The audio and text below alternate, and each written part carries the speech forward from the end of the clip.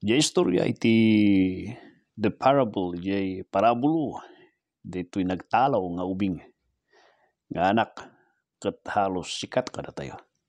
Karkaroy di inaramidan kan naga-ingkanta ni Ma'am Lourdes Funky daytoy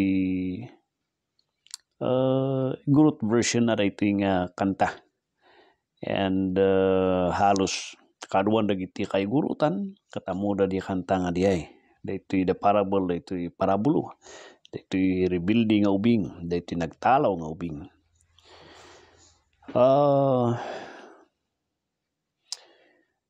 Sometimes no dumadi iti maysa nga story di Bible kat kapusta nagbalin nga sikat.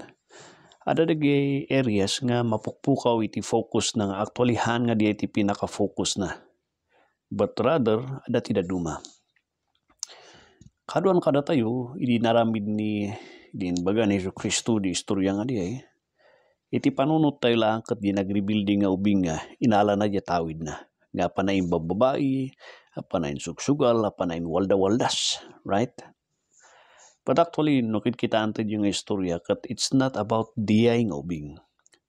Di focus ni Hesu Kristo no apay nga inistorya na dito nga istorya kat gapus di second nga ubing nga di thinking nga kapabay na ni amana ngem actually adayo isuna kini amana.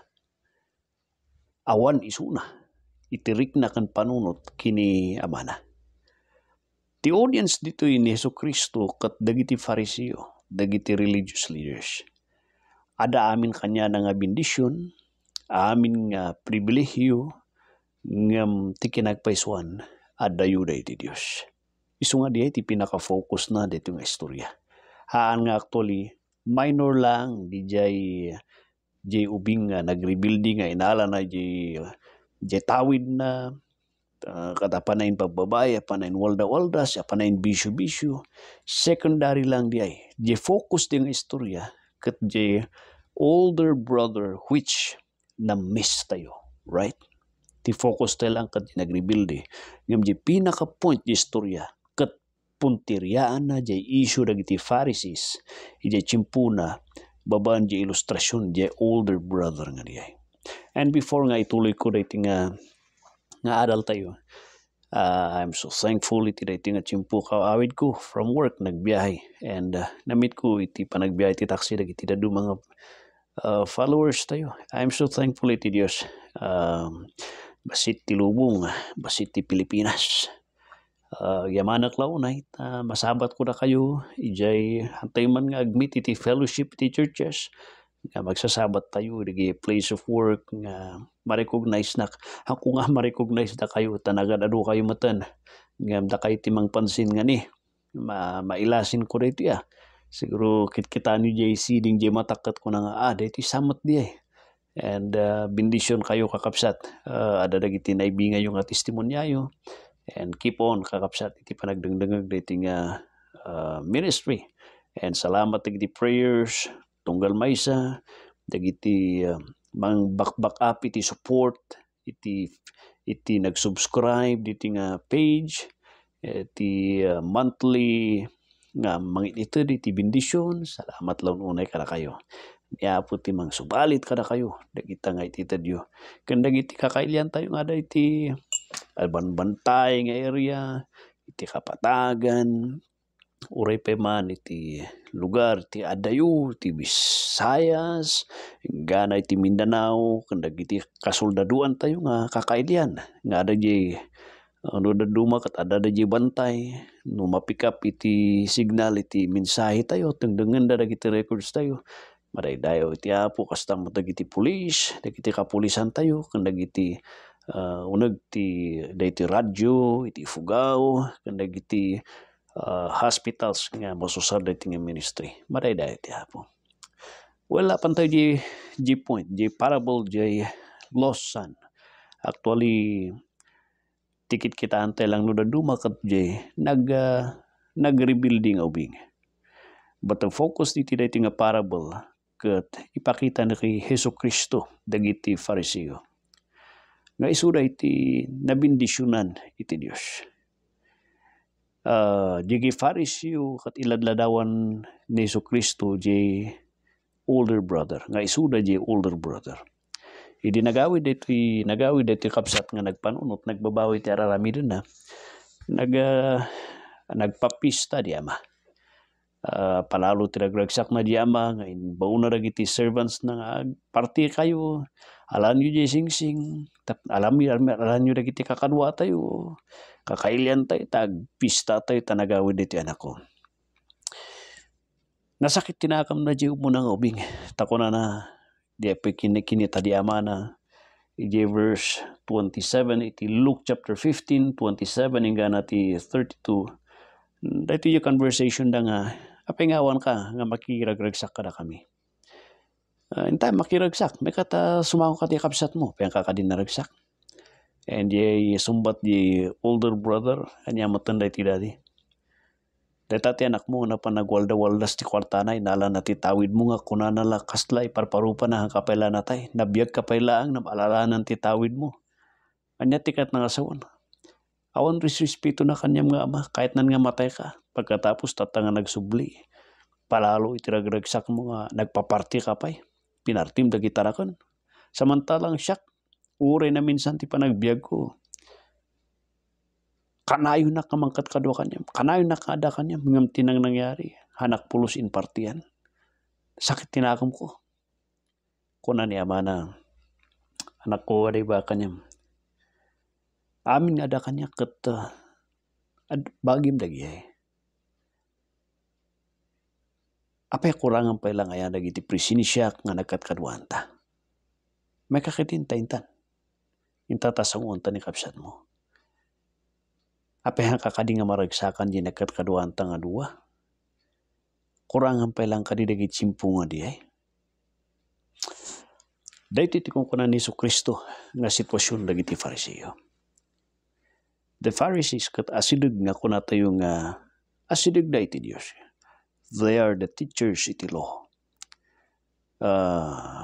Iti tsimpuda. They were so religious nga ti panangkita ti tao kanya da di tsimpuda isuda ti manggunod ti langit. And they are so fanatic nga they're willing nga matay para iti relihiyon da iso nga ada ni Apostol Pablo nakasagana nga inted na ti biyag na. And ada dagiti misyonaryo damat lang nga mapan mangidandanon ti minsay iti susuro ti Judaism iti daduma nga nasyon. So nga da di chapter iti 22 or 23 ti Matthew nga kunana apang kayo iti daduma nga ta luglugar kat ada dagi ma-convert yung nga kwa kat panigkatan yung kakarkaro ti biyag da. When it comes iti devotion kan fanatics kina dibutado iti pamati awan may bagam nag iti Pharisees. They seem to love the Lord. But the truth, ti kinagpaisuan. Kuna na Jesus, igam iti Biblia. Da kay tagkas kasaba. Kanayon kayo iti serbisyo, iti templo. Nagngato ti respeto ti tao kada kayo, na madayba kada kayo.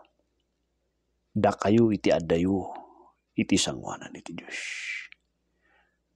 Kuna ti tao, asidig kayo una iti Diyos. Nam ti may baka da kayo. Da kayo iti adayo ti sangwanan ti Diyos. Da kayo iti adayo nga kasapulan nyo matlaang ti panakaisalakan nyo. Nagbubati panangkita yun. Dagi man nagbasbasol iti syudad. Na mapay nakita yung kaditi bagiyo nga uray da kayo kasapulan nyo ti panakaisalakan. Iso nga iti da ito nga tsimpo. Da ito iti dawata kada kayo. Agbabawi kayo ti basol yun. That's the main story. DJ parable. Dito rebuilding nga ubing. Hanla nga ubing. Rebuilding nga uubing. Di maysa in madayo. Di maysa aday di kiniamana. Nga rebuildi. Agri-rebuildi. Hanga mapmapnak isuna. Nga kaduana ni amana. Adayo isuna. Dagitoy ti tatangat ng tsimpo. Dagiti kunate nga gigigam ti Biblia na maktuali handa pa nga naisalakan. Handa pa nga inawat ni Kristo Jesus. Dagiti ti kunata yung nga makadiyos. But actually awan pa iti relasyon da. Apay mabalin kayam di ay. mabalin. Napasamak da ita dagiti Hudyo, dagiti religious, dagiti Pharisees. Adu kanyada kat religyoso da, but they're not safe. Being a religious man is different from having iti relasyon iti Dios. Mabaling ati may nga tao kat religyoso, kanayon di church, namahanmat nga naisalakan, awan ti relasyon ati Dios. Ti saludsod tata, religyoso ka lang ka nga awan iti relasyon mo ti Dios. O religyoso ka nga maday ti relasyon mo ti Dios. Both di nga inbaga katagsabali, inti targagay ti Dios. Hang ka lang religyoso. Umuna ti amin. Kaya ti apo nga isimpam ti relasyon mo kanyana. Apay niya ti relasyon mo iti Dios. Kung ti Biblia, kalaban na ka. Naisina ka iti Dios. Bagi na ka ti Diablo. Maisina ka nga mapantimpyerno. Kasatno nga maisimpa ka. Mapakawan ka agbaling ka nga friend iti Dios. Kalaban na ka iti Dios. Naisina ka. It is only by the Lord Jesus Christ. Have you fully trusted in Jesus Christ? If you have not, my brother, now is the opportunity to settle, to receive God's forgiveness. Babaan kin Yesu Kristo. Anayem ti trinabaw na di krus ti Kalbaryo. Gapus tay sulang, ti makaited, iti relasyon kada kayo. Kini Apo Diyos, kini Diyos Ama. Babaan ti perpekto, nga daton kan sakripisyo, nga makaayo ti sangwanan ni Diyos Ama. Doon ti tribal war, ti dua nga tribu idi di Mountain Province. Ada di peace pact. Tapno agsad ng di dua nga tribal war, ti dua nga tribu, ada ti peace pact tapno mayunos. Ti peace pact iti sangwanan iti Dios kan sangwanan iti tao tapno may simpa di dua nga apa ni Hesus Kristo tinangaramid ti peace pact di krus ti Kalbaryo tapno may kantayo ti relasyon nga napakawan kaakseptar kan may karkari nga mapanti presensya ti Dios gapus di peace pact nga perpekto nga mapnek ken napnek ni Hesus napnek ni Dios Ama nga nasaktan tayo, napasaktan tayo. God bless you kapsat. Sapay ko ma. Tamangag mo rin nga mensahe kat awatom ni Hesus Kristo. Talkam iso na nga manubot kan mangisalakan mo. Kat may kangka iti relasyon iti Dios. Kalpasan niya sapay ko ma. Tagbiag ka nga napudno nga religyoso na ayat nga agbibiyag para iti Dios. God bless you, kapsat. God bless you and good night.